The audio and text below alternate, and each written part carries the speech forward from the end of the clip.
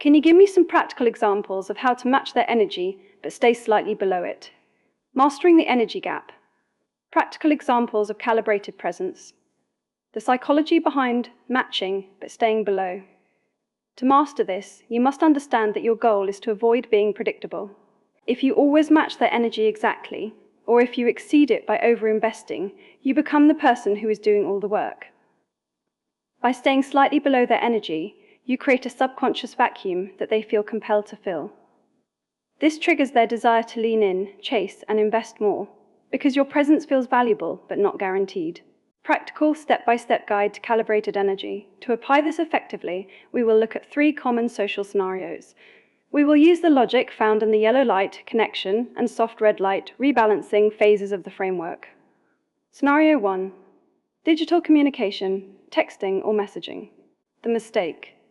If they send a long, expressive message like, "I had such an amazing time with you today, I can't stop thinking about it," and you reply with even more energy, such as, "Me too.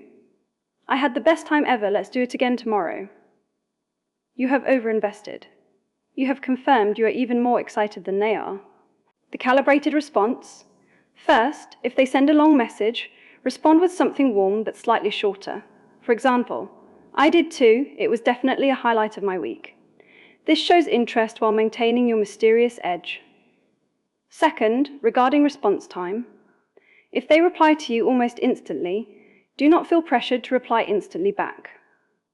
Wait a few minutes. This prevents you from appearing overly eager and signals that you have your own life or activities. Third, regarding frequency. If they initiate contact, respond warmly.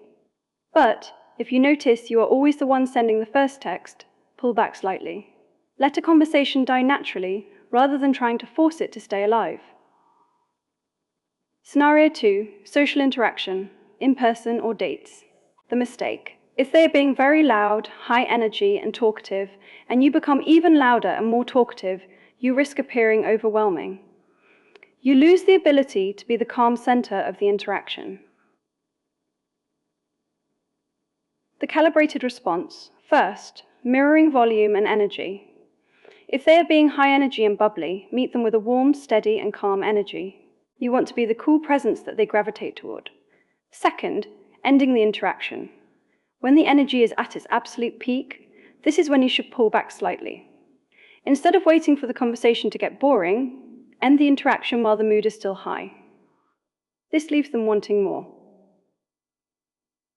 Scenario 3.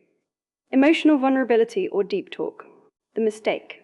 If they share something deep and vulnerable, such as, "I've been feeling a bit overwhelmed with work lately," and you immediately jump in with a heavy emotional response like, "Oh my God, me too, I feel so stressed about everything," you might be outpacing their ability to lead the emotion. The calibrated response. First, validating but steady, listen actively, and offer a supportive, calm validation, such as, "I can see why that would be tough, you've been handling so much lately." Second, space for reconnection. By staying slightly below their level of emotional intensity, you allow them the space to feel safe and seen without feeling like they are being smothered by your own emotions. The biggest mistake, the chasing trap. The biggest mistake people make regarding energy is overinvesting when you sense a drop in their energy. When someone pulls away, such as entering the soft or hard red light phases, the natural human instinct is to increase your own energy to try and pull them back. You send more texts, you ask more questions, and you try harder. This is actually chasing, and it almost always causes the other person to pull away even further because they feel your neediness. Personal advice and golden rules. My best personal advice: do not view this as a game or a way to manipulate, but rather as a way to preserve your own value. When you stay slightly below their energy, you are protecting your own emotional stability. You aren't reacting to them, you are responding with purpose. The simple rule, known as the mirror +1 rule, mirror the topic and the warmth, but stay -1 on the intensity. If they give you a level 5 in effort, you provide a level 4. This creates the pull that forces them to move toward a 6 or a 7. The key truth: predictability kills attraction. If they know exactly how you will react every single time, the mystery evaporates. A slight gap in energy keeps the curiosity alive. The golden rule: he who cares less, in a controlled way, holds more power. By not overinvesting, you maintain your ability to walk away or stay calm, which is the ultimate form of emotional respect. The simple formula: their effort minus 10% plus calm confidence equals unshakable attraction.